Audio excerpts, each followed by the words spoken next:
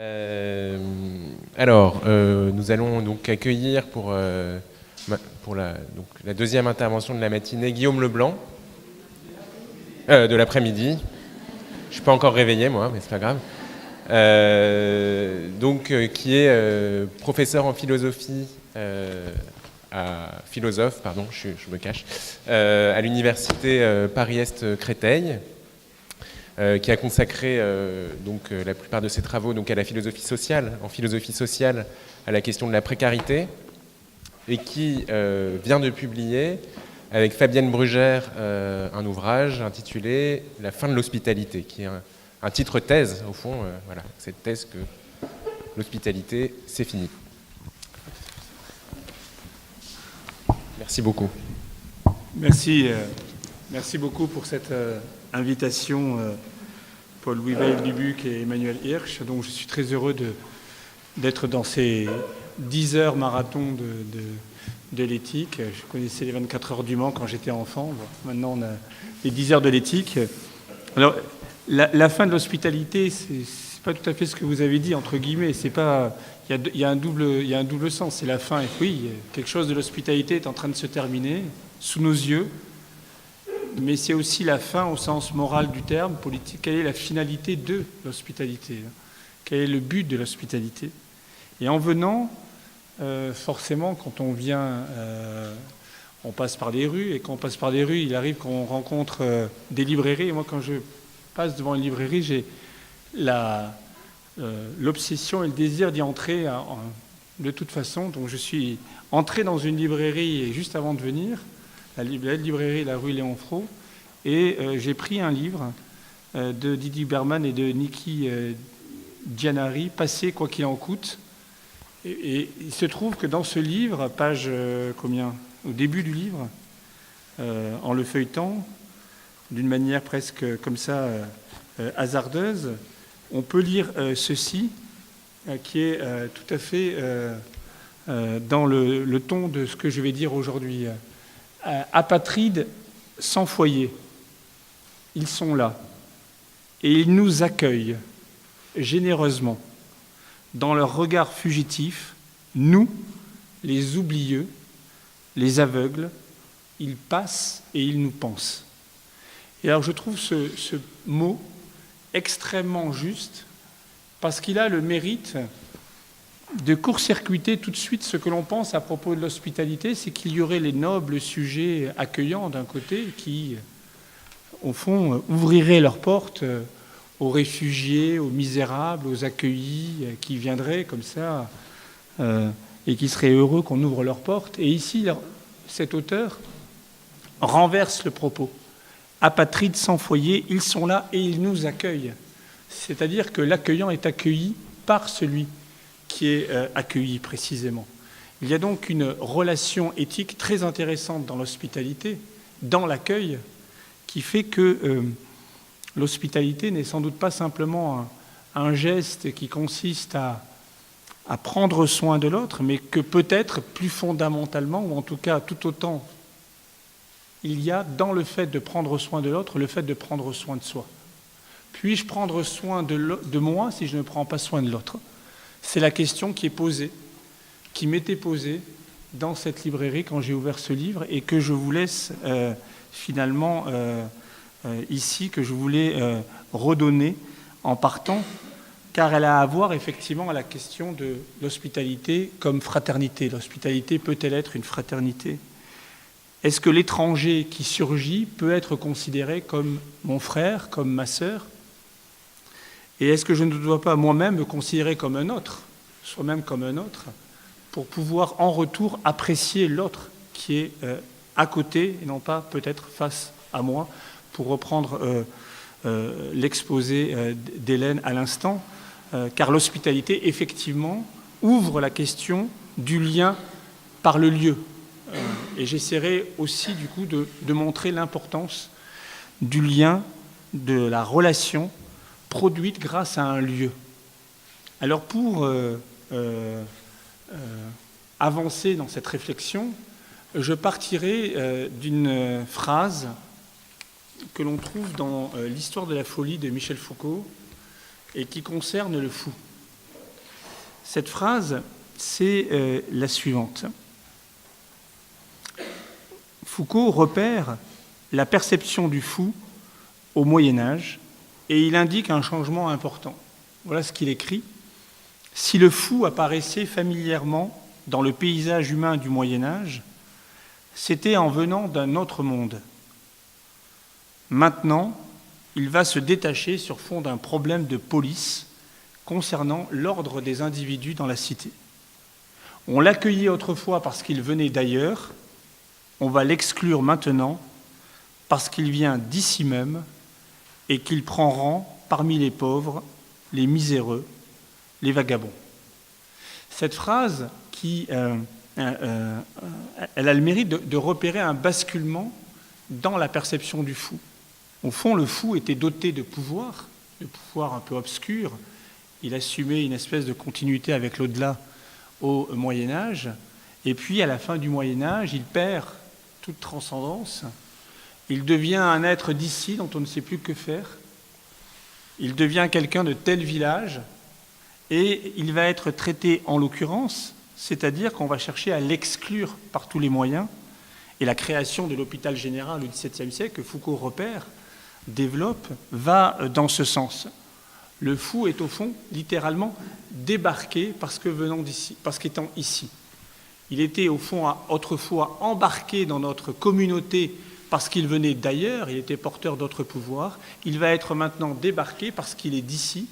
Et ce déplacement, il me semble que quelque chose de semblable est en train d'apparaître aujourd'hui à propos de l'étranger.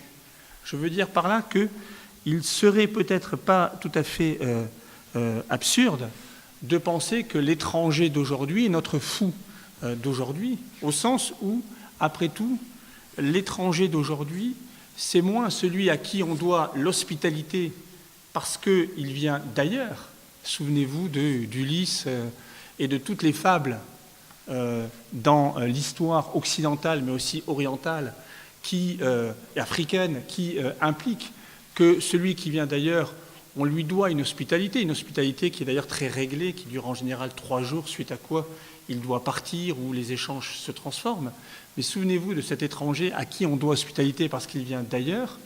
Aujourd'hui, on a le sentiment que précisément quelque chose d'inverse est en train d'advenir. C'est-à-dire que l'étranger, c'est celui à qui on refuse l'hospitalité, non pas parce qu'il vient d'ailleurs, mais parce qu'il est ici déjà. Pensez aux migrants de Calais, pensez aux demandeurs de refuge de Vintimille qui franchissent la frontière. On a le sentiment qu'il faut absolument, d'une certaine manière, les débarquer, c'est-à-dire, au fond, les mettre à distance. L'étranger devient alors un être frontière, il devient une figure du paria, il devient justement ce que Hannah Arendt, dès 1951, dans sa somme sur le totalitarisme, avait identifié à propos du paria, de celui qui n'a plus aucun pays, en langue française d'ailleurs, il devient ce qu'on appelle un indésirable. Hannah Arendt avait utilisé ce terme français dans son texte pour signifier au fond le statut de sujets qui n'ont plus aucun statut, pour signifier l'être de sujets qui n'ont plus aucun être.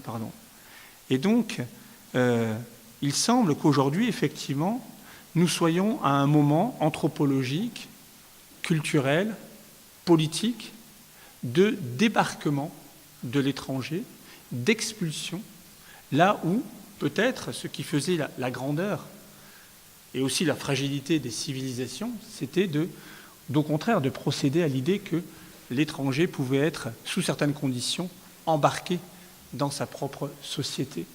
Autrement dit, nous avons transformé la relation entre étrangers et hôtes, là où classiquement, je dirais bien évidemment sous certaines conditions, il s'agissait de faire de l'étranger un hôte.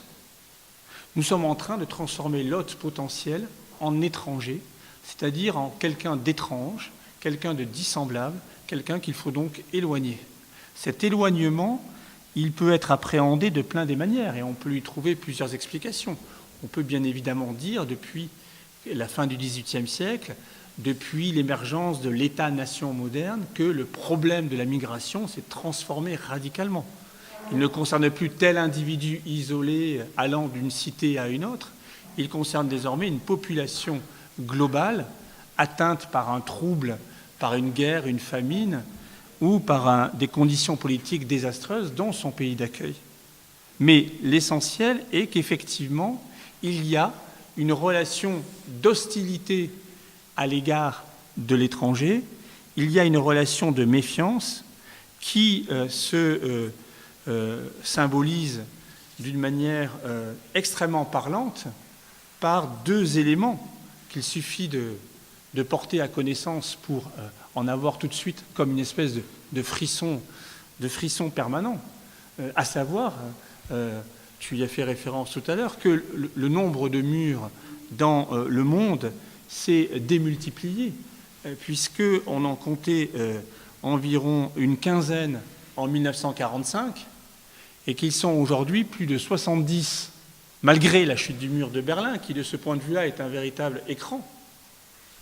Ils sont plus de 70 aujourd'hui, formant, si on a la mauvaise idée de les adjointer les uns aux autres, formant un continuum de plus de 40 000 kilomètres de long. C'est-à-dire que nous vivons sur une terre qui a construit un mur de 40 000 kilomètres de long pour délimiter, séparer des espaces, rendre des franchissements impossibles. Et à ceci s'ajoute également, et cela a été documenté et analysé notamment par l'anthropologue Michel Agier, s'ajoute le phénomène de la multiplication des camps dans le monde, puisque aujourd'hui, il y a environ, selon les dernières estimations, 12 millions de personnes qui sont de déplacés, qui vivent dans des camps, y passant en moyenne 17 ans de leur existence. 17 ans de leur existence.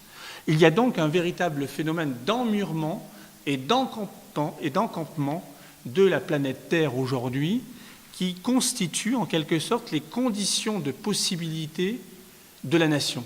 Je veux dire par là que le développement de la nation, l'affirmation des nations, à un moment d'ailleurs où le concept de nation n'a jamais été aussi obscur, puisque plus personne n'est en mesure de définir ce concept de nation, sauf en le ramenant comme par une espèce de fantasme idéologique vers un référentiel qui est le national et qui, lui, fonctionne à la division amis, ennemis, autochtones, allochtones, nationaux, étrangers.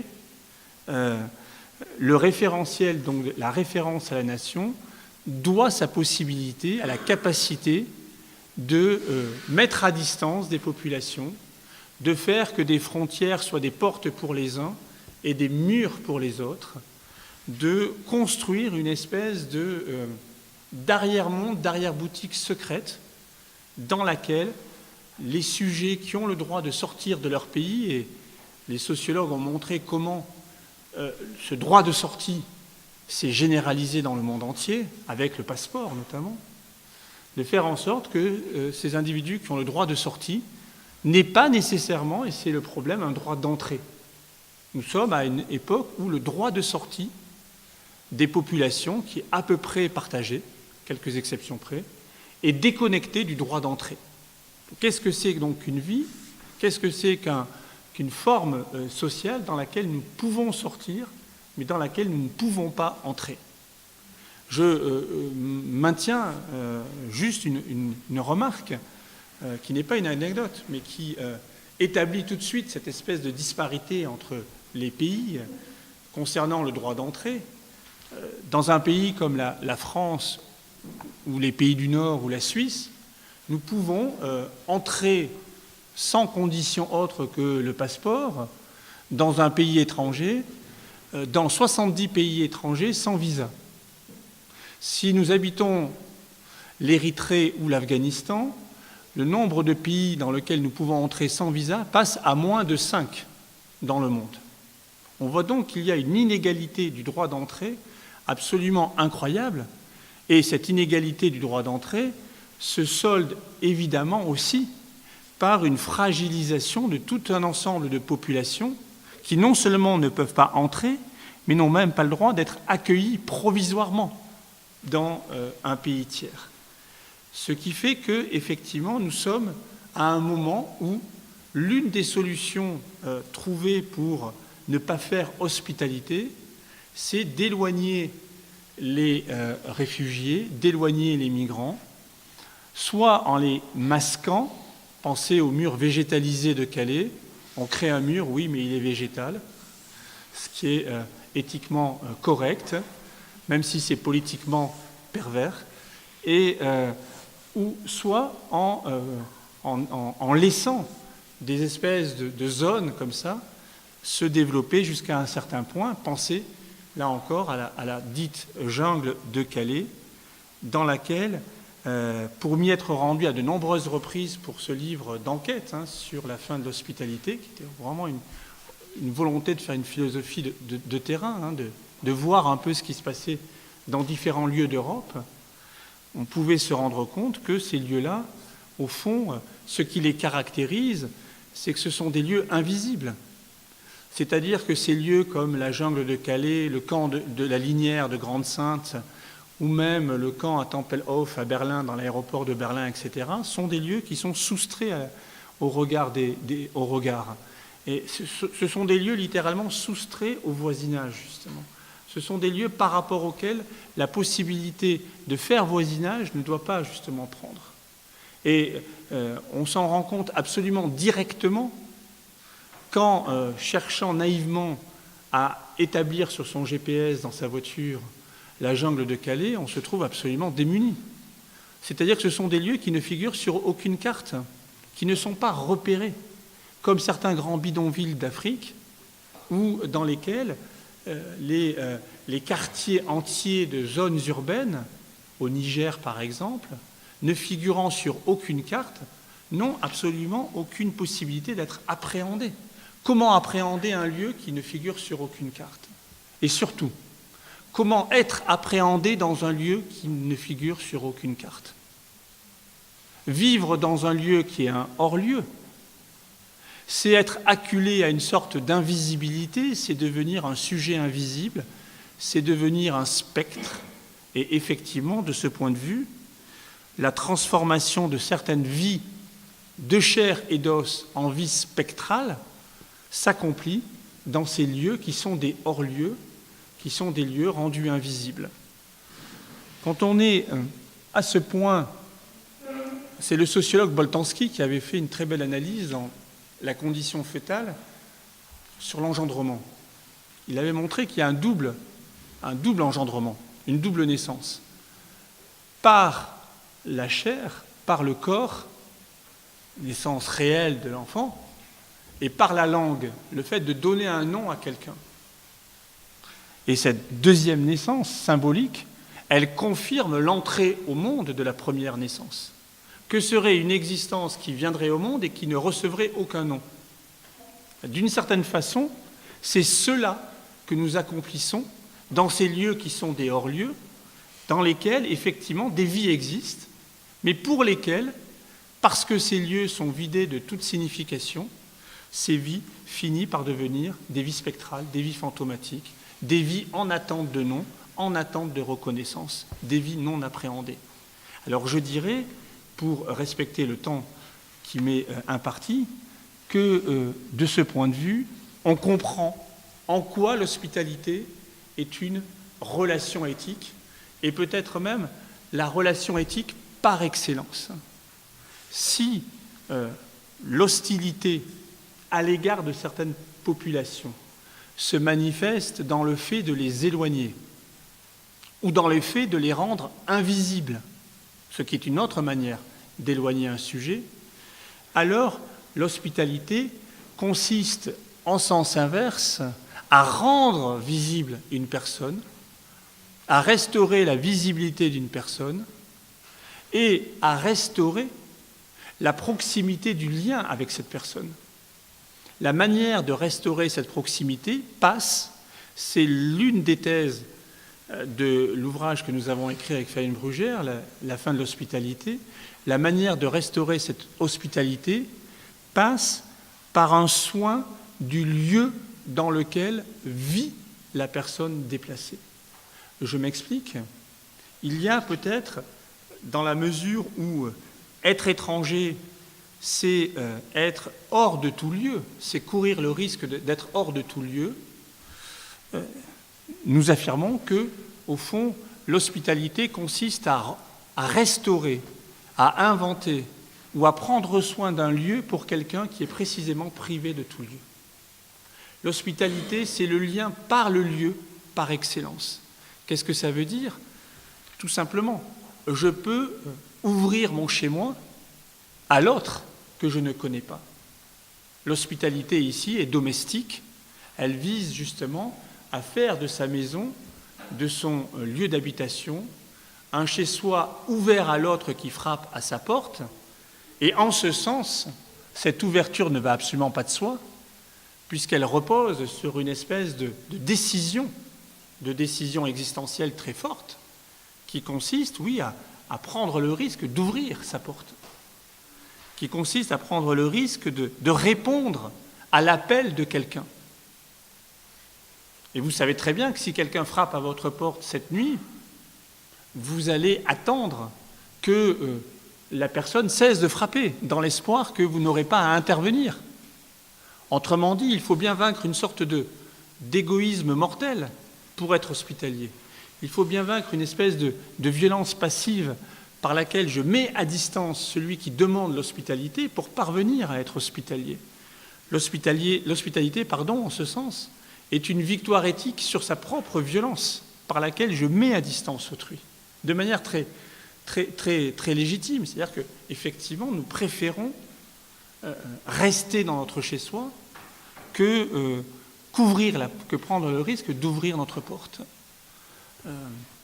Nous préférons que peut-être le voisin d'à côté ouvre sa porte, lui, pendant que nous pourrons peut-être continuer à réfléchir si nous avons à ouvrir notre porte. Il y a là un premier grand modèle de l'hospitalité, qui est l'hospitalité domestique. Et un très grand philosophe, Jacques Derrida, a beaucoup insisté sur cette dimension absolue de l'hospitalité, sur la nécessité justement de considérer que son chez-soi est ouvert à l'autre. La thèse de notre travail, qui vient d'une enquête sur le terrain, c'est que peut-être que cette hospitalité domestique, fondamentale, n'est pas suffisante et en cache une seconde. Et cette seconde hospitalité, je voudrais y insister quelque temps, dans la mesure où elle ouvre peut-être à une compréhension plus politique qu'éthique de l'hospitalité, ou en tout cas, elle fait que l'hospitalité est une valeur éthique qui doit être prolongée politiquement. Qu'est-ce que c'est que cette seconde hospitalité ? C'est ce qu'on peut très bien analyser, par exemple, si on prend l'exemple, encore une fois, de Calais, mais on pourrait multiplier malheureusement les exemples. La jungle de Calais n'est pas née par hasard, elle n'est pas née de la crise récente. En réalité, il y a une histoire de la migration à Calais qui a commencé bien avant, qui a commencé dès la chute du mur de Berlin avec les populations de l'Est qui sont venues, qui a continué par la suite et qui s'est amplifié en 1999 à Sangatte, au point que la Croix-Rouge a ouvert un lieu à Sangatte en 1999 qui a été démantelé en 2002 par le ministre de l'Intérieur de l'époque, créant de ce fait des occupations d'usines désaffectées dans Calais par les migrants, occupation qui elle-même a été réduite à néant par la destruction de ces usines qui pourtant étaient désaffectées. Mais il faut croire qu'on préfère une usine détruite, désaffectée, détruite à une usine désaffectée occupée par des demandeurs de refuge. Et donc, ce que je suis en train de dire là, c'est une chose toute simple.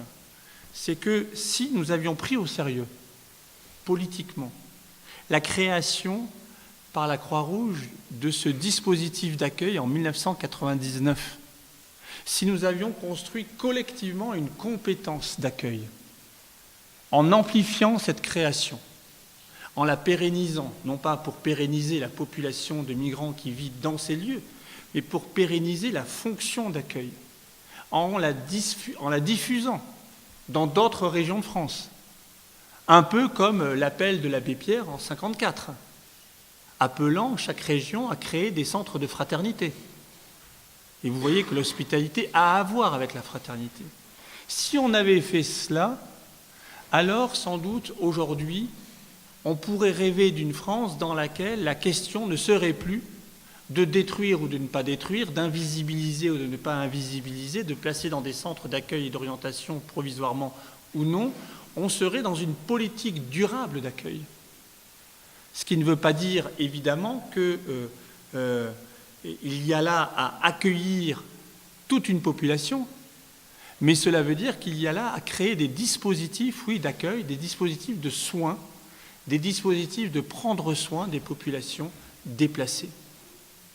Et nous trouvons là un second sens de l'hospitalité, et c'est un sens auquel je tiens spécialement aujourd'hui, encore plus spécialement pour vous aujourd'hui, parce qu'il a à voir directement avec ce que vous faites ici d'une très belle manière. C'est au fond que, oui, l'hospitalité, on peut en faire une exigence éthique individuelle.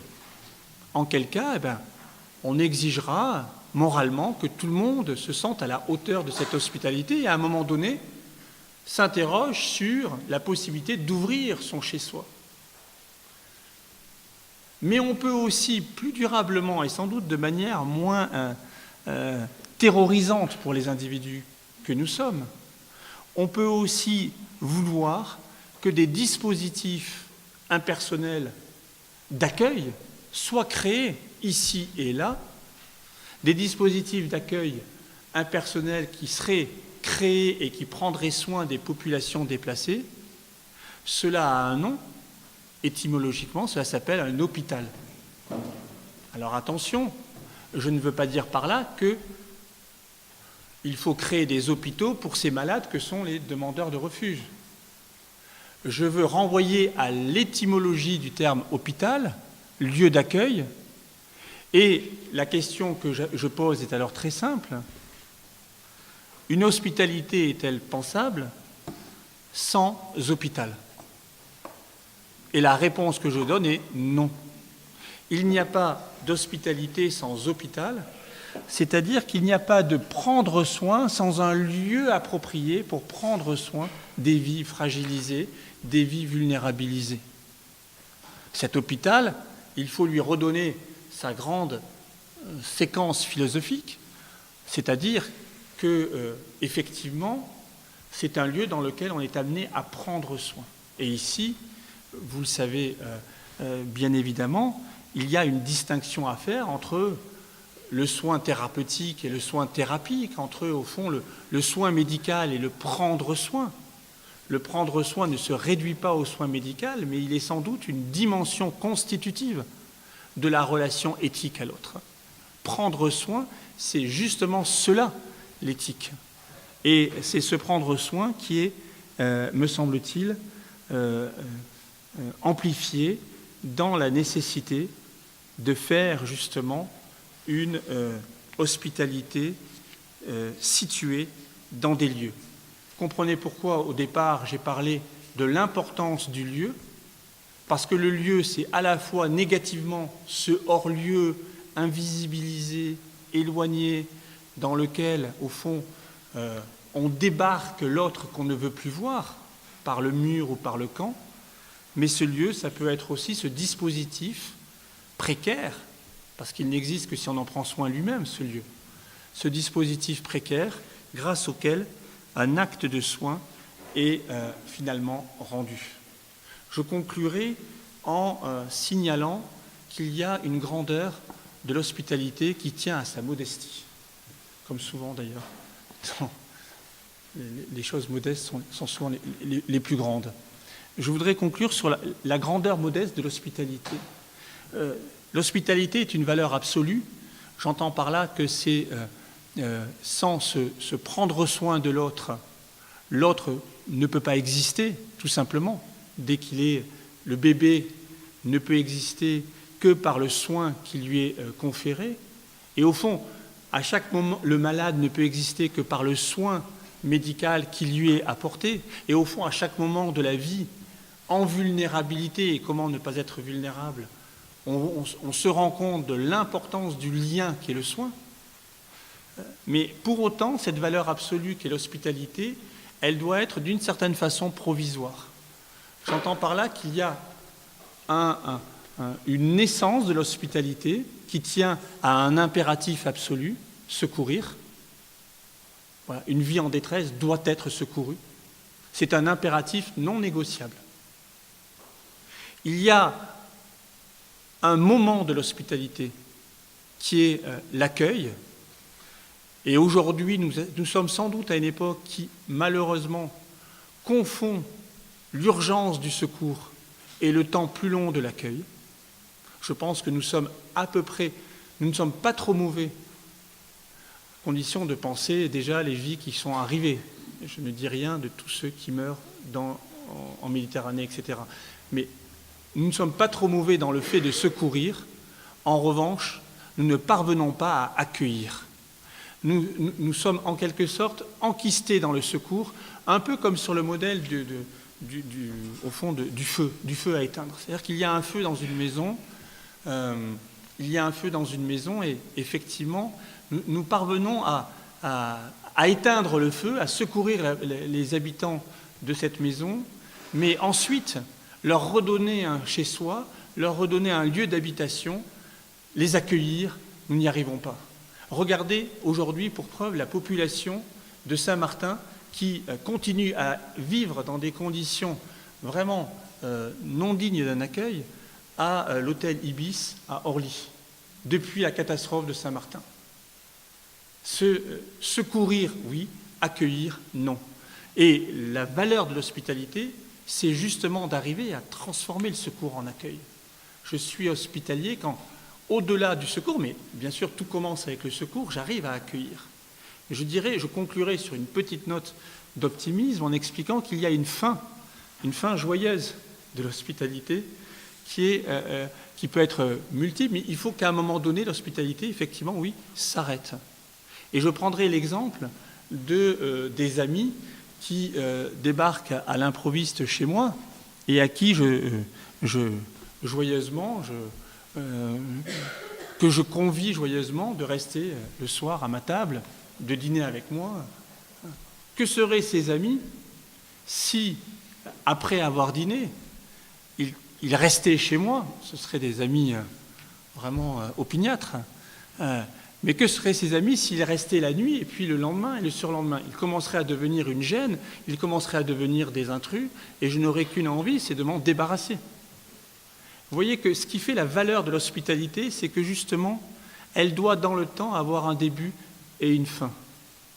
La fin de l'hospitalité aujourd'hui, ça ne signifie pas exclure une population en la renvoyant, ça signifie penser les modalités de l'appartenance pleine et entière d'un sujet étranger à son chez-soi, justement. C'est la perspective politique par excellence de l'appartenance. Donc je dirais qu'il y a 3 verbes, et je conclurai sur ces 3 verbes, qui forment en quelque sorte la vie et la mort de l'hospitalité. C'est secourir en deçà de l'hospitalité, c'est accueillir le réel de l'hospitalité, et c'est appartenir l'au-delà de l'hospitalité. Il nous faut justement penser l'hospitalité comme une espèce d'échelle, de schème intermédiaire entre secourir et appartenir. Je vous remercie.